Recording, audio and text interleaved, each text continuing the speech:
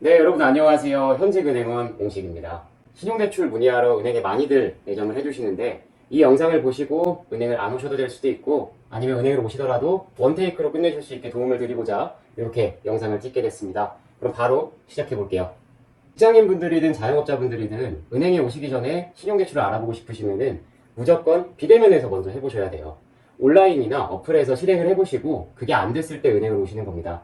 왜냐면 온라인이나 어플에서 하게 되면 은행 입장에선 인건비를 아끼게 되죠. 그렇기 때문에 고객님한테 중도상환예약금을 안 받는다거나 아니면 우대금리를 준다던가 이런 혜택들이 있기 때문에 여기서 해보시고 되시는 분들은 거기서 하시는 게 무조건 유리하다라고 보시면 되겠습니다. 근데 여기서 해보니까 안 돼. 그때는 이제 제가 지금부터 알려드리는 필요 서류를 지참해서 은행으로 내점을 해주시면 되겠습니다. 그럼 필요 서류 바로 안내해 드릴게요. 자, 먼저 직장인들 필요 서류예요. 당연히 재직증명서, 소득 원천징수 영수증, 다른 데 대출 있으면 금융거래 확인서까지 필요합니다. 어디서 떼는지도 적어놨고요. 보통 이제 어플에서 안 되시는 분들은 재직기간이 짧아서 그런 경우가 많아요. 재직기간이 짧기 때문에 저 소득 원천징수 영수증을 떼게 되시면은 작년 소득이 전혀 안 잡혀서 연소득을 환산할 수가 없습니다. 그래서 회사에서 근로소득 원천징수 영수증이 아니라 각종 근로소득에 관한 원천징수 영수증, 일명 갑근세 영수증을 요청을 하시면은 매달 급여가 확인이 되니까 그걸 들고 은행을 오시면 됩니다. 그리고 재직기간이 기신 분들 저기 근로소득 원천징수 영수증 홈택스에서 떼실 수 있는데 거기서 떼시게 되면은 여기가 보통 이름까지 가려져 있는 경우가 있어요. 그럼 은행에서 그 서류를 써드릴 수 없기 때문에 웬만하면 회사에서 떼어서 오시는 거를 추천드리겠습니다. 이렇게 서류 준비해서 오시면은 원테이크로 신용대출 끝내실 수 있을 거예요. 받든가 거절이 다든가. 자, 그럼 자영업자분들 설명 간단하게 드리겠습니다. 자영업자분들은 제가 이렇게 적어드린 4가지 서류 다 국세청에서 떼실 수 있을 겁니다. 요걸 준비해서 은행에 오시는 게 아닙니다. 자영업자분들은 먼저 가셔야 되는 게 신용보증재단이에요. 보통 세금 신고를 적게 하세요. 소득을 적게 신고해야지 세금을 적게 내시기 때문에 소득 신고가 적게 돼 있어서 일반 신용대출로 도와드리기가 굉장히 어렵습니다. 그래서 신용보증재단에 가서 나한테 맞는 보증서가 나오는지 은행은 그 보증서를 담보로 대출을 해드립니다. 보증서 심사 먼저 받아보시고 은행 와주시면은 동선을 좀 줄이실 수 있을 겁니다. 좋아, 여기까지 딱 알아보고 어플에서 해보시고 안되면 은행 오실 분들 은행 오시면 끝. 근데 제가 지금부터 알려드릴 거는 그럼 은행 가면은 이제 금리는 어떻게 되고 한도는 어떻게 될까에 대해서 조금 더 설명을 드려볼게요. 자, 한도금리 가장 궁금하시죠? 자, 한도는 아무리 잘 나와도 내 연소득의 100% 정도라고 생각을 하시면 됩니다. 은행 입장에서는 담보를 잡은 게 없기 때문에 이 사람 연소득을 보고서 얼마를 빌려줄 수 있을까 이렇게 생각을 할 수밖에 없는 거고, 보통 최대 한도가 연소득이 100%인데 내가 의사야, 전문직이야, 아니면 내가 삼성전자를 다니는데 이 삼성전자가 하나은행이랑 협약이 돼 있대. 그래서 하나은행에서는 삼성전자 직원들한테 연봉의 200%까지 대출을 해주기로 했대. 이런 특수한 경우가 아니다 하면은 그래, 아무리 많이 받아봤자 내 연봉의 100%다 이렇게 생각을 하시면 됩니다. 당연히 다른 은행에 신용대출이 있으면 그만큼 한도가 차감되시니까 다른 데 대출이 있으시면 차감된다는 거 알고 계시면 되겠고요.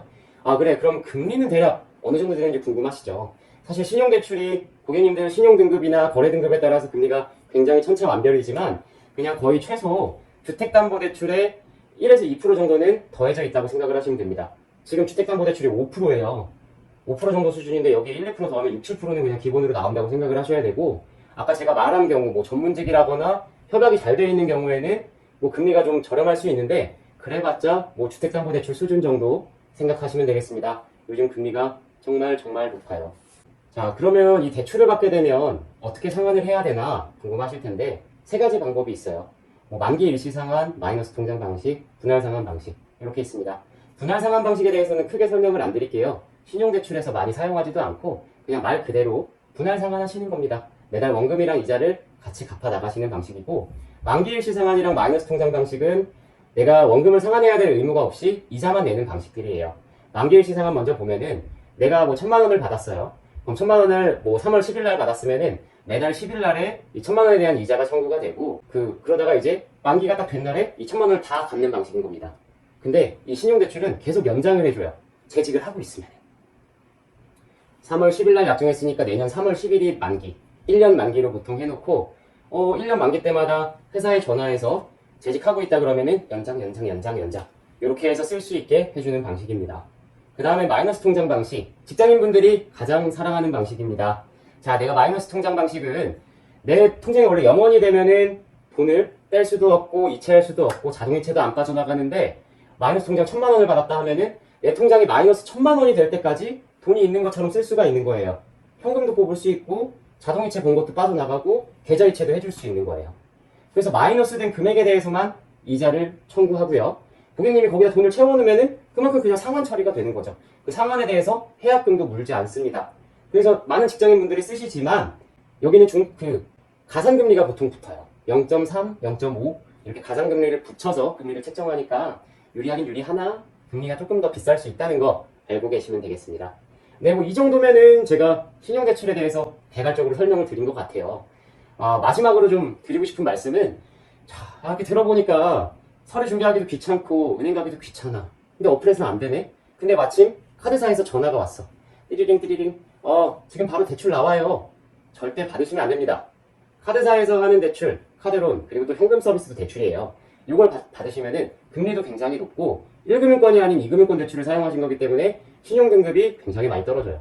은행을 가셨으면은 금리 한 6, 7%면 받을 수 있는 거를 13%, 14%로 이자를 내서 돈을 쓰게 되고 나중에 이걸 쓰다가 금리 너무 높아서 갈아탈래 해도 신용등급이 이미 망가져 있어서 1금융권에서 대출이 안 될 수 있습니다. 절대 받지 마시고 준비해서 은행에서 뵙도록 하겠습니다. 긴 영상 봐주셔서 감사합니다. 안녕.